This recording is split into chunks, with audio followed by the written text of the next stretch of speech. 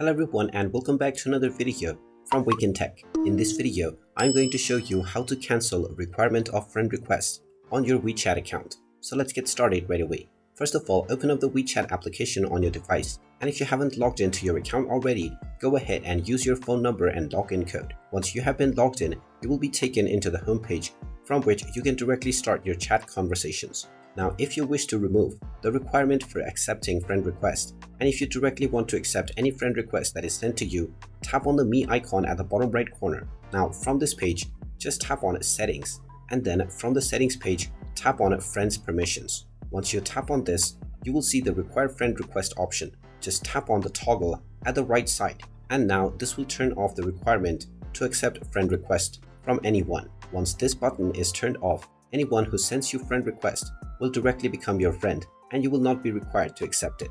And there you have it. That is how easy it is to cancel the friend request requirement on WeChat.